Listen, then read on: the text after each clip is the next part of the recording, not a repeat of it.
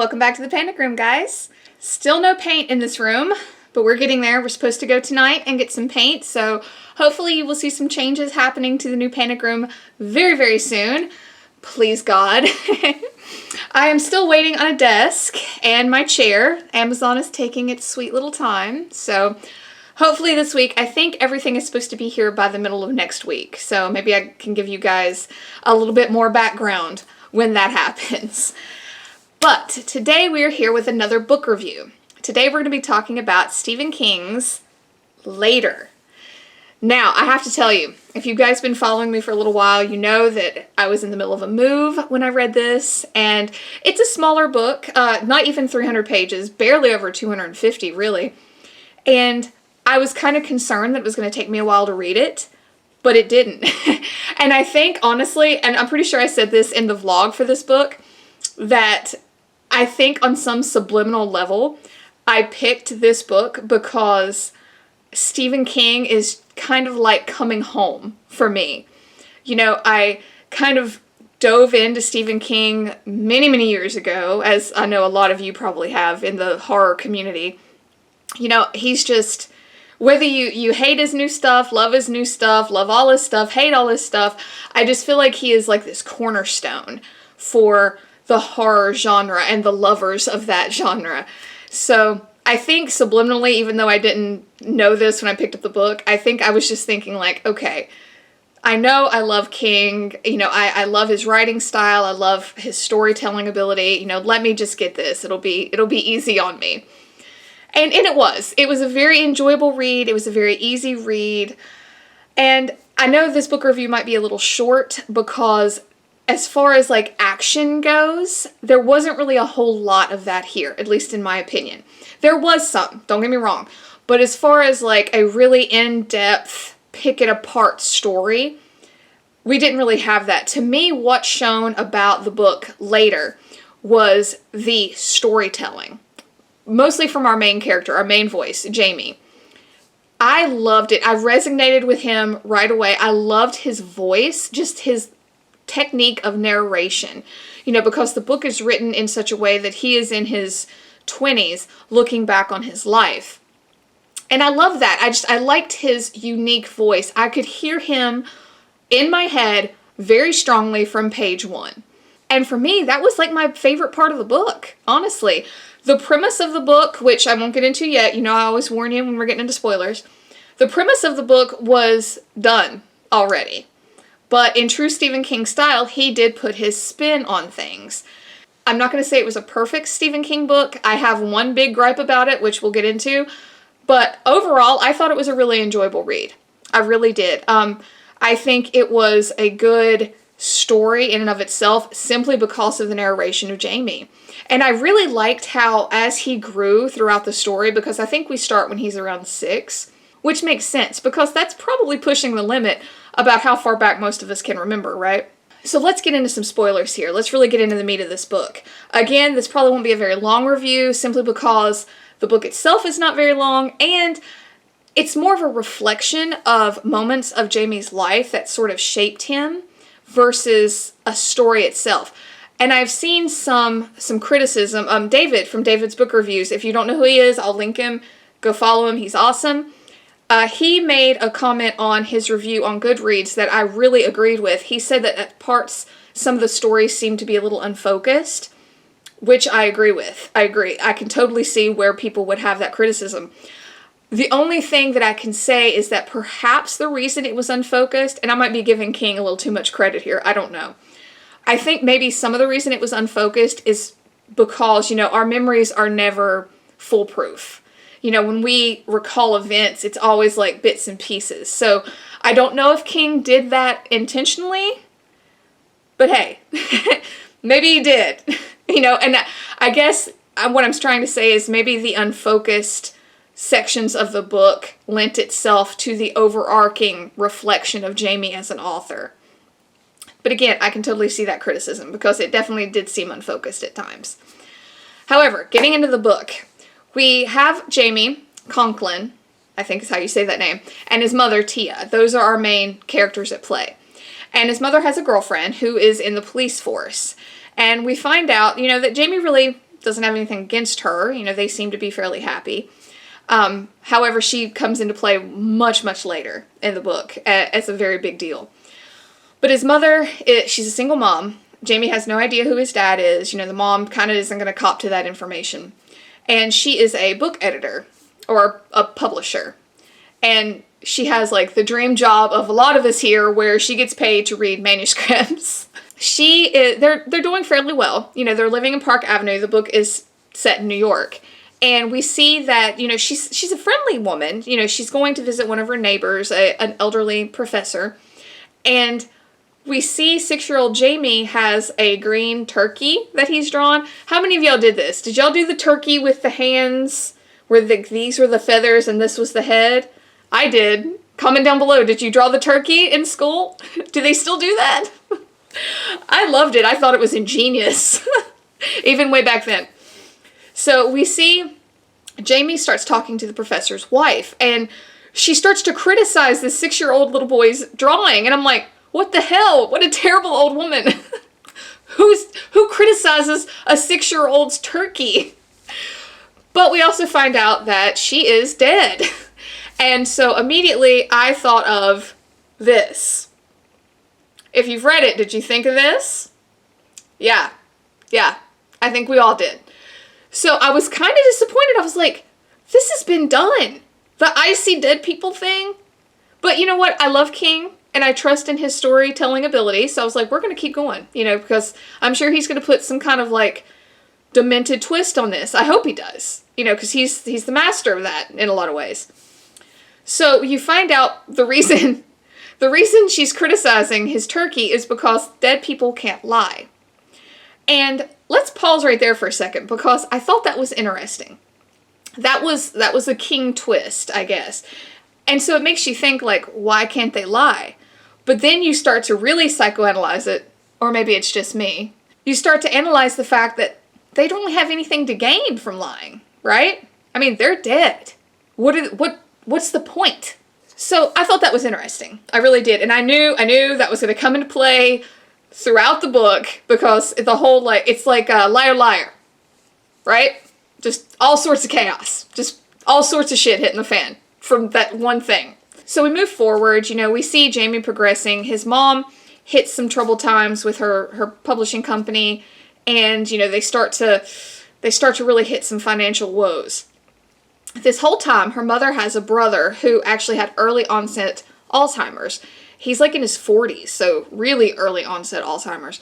And they're having to move him around from home to home based on their financial situation. And you find out that the brother is actually the one who started this like publishing company that the mother works for. So she has this one diamond in the rough, and it's this elderly man who writes these series of books about Roanoke. You know, back in the day, like Croatoa, that kind of Roanoke. And then, just as everything is just going out of hell for these people, dude dies. So this whole time, the mom, I didn't really get the feeling that the mom didn't believe Jamie about his ability to see and speak to dead people. I think she was just scared of it. And not scared in the way like, holy shit, my son sees ghosts. I think she was scared in the way that you don't want your kid to be different because you don't want them to have a hard life. Which I think if you're a parent, you understand that fear. You know, you want them to be unique, but you also don't want them to have a hard or a difficult go of it. So I totally get that. And that's sort of what I got from her. Now, her girlfriend, on the other hand, complete disbelief. I don't think she bought it at all. And the girlfriend is a cop. You find out later, not a good one. She's a dirty cop. So when they find out that this particular author is dead, her, you know, cash cow, she loads up Jamie and is like, let's go. You know, I have an idea. Let's go. Let's see if we can find it. So sure enough, they track him down at his house. And literally, the mom has Jamie speak to him and dictate the last book in this series. Because he was on the last book in the series when he died. Has Jamie dictate the book to her. Goes back and writes it herself. Cashes in. Money woes are gone. You know, they're not back on Park Avenue, but they're doing fine now.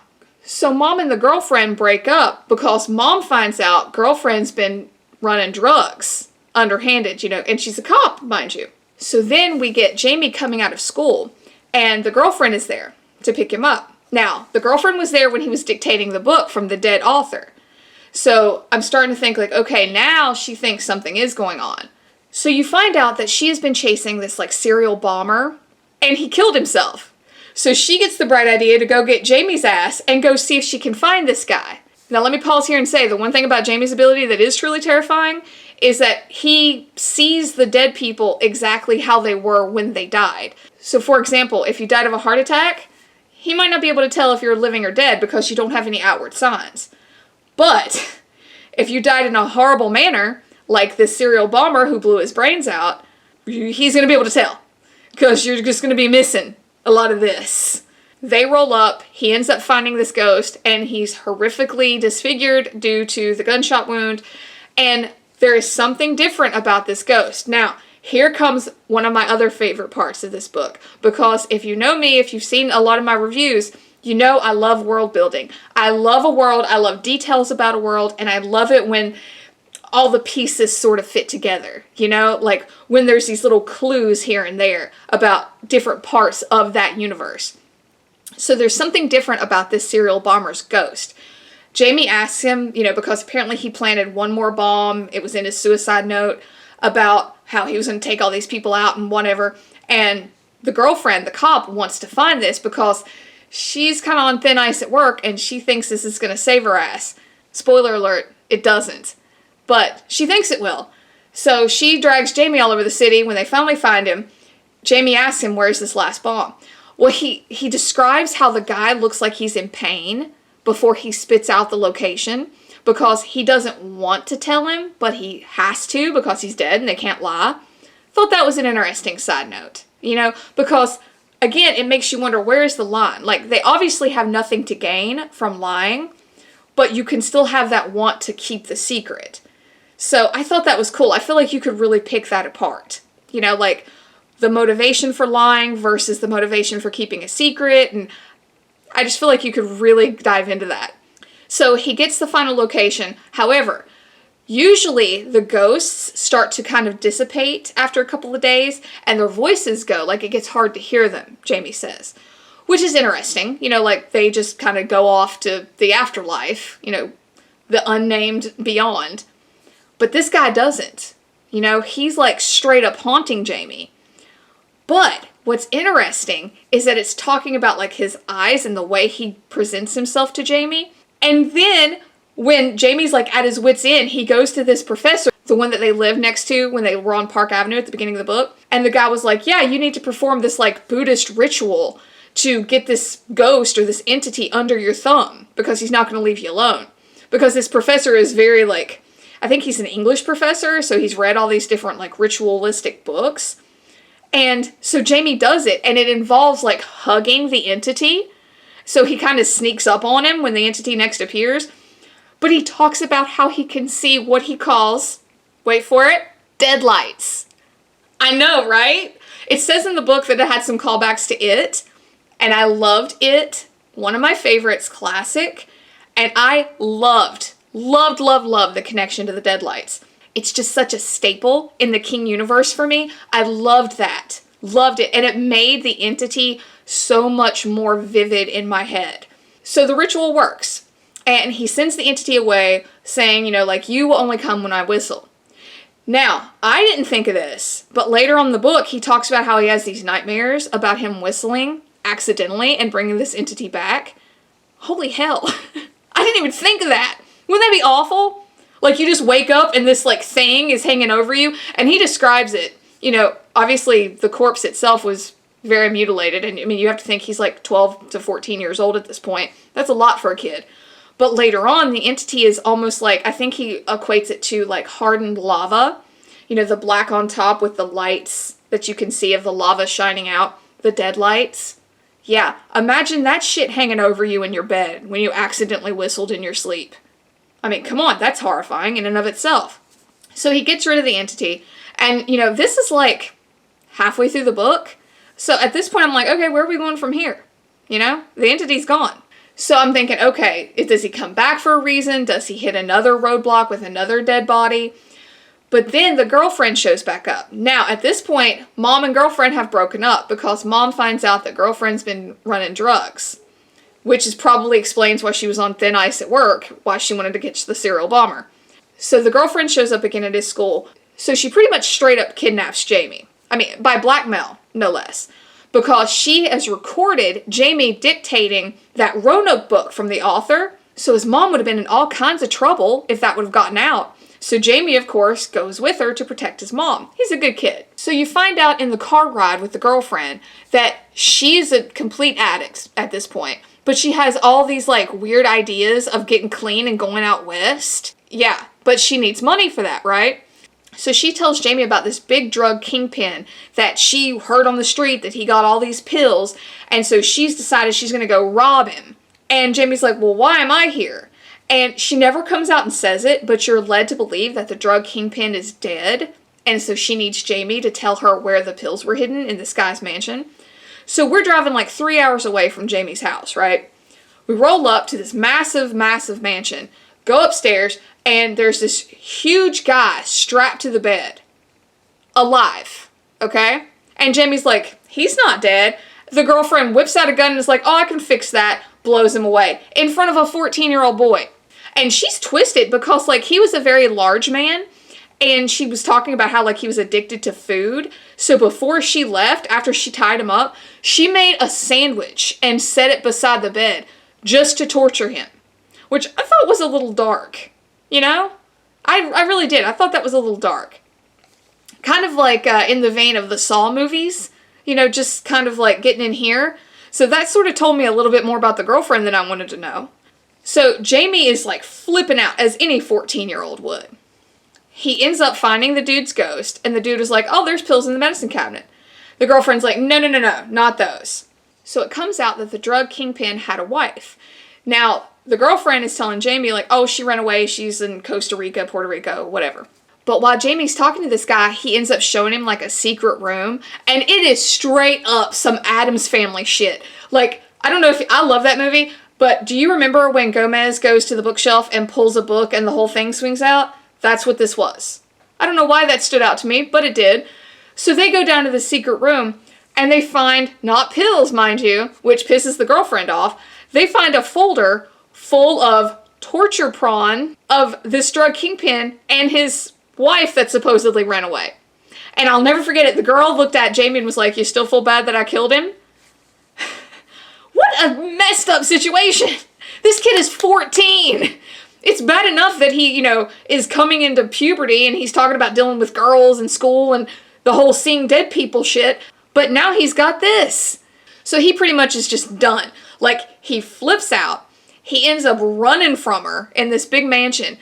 And I know you probably saw it coming because I did too. He whistles.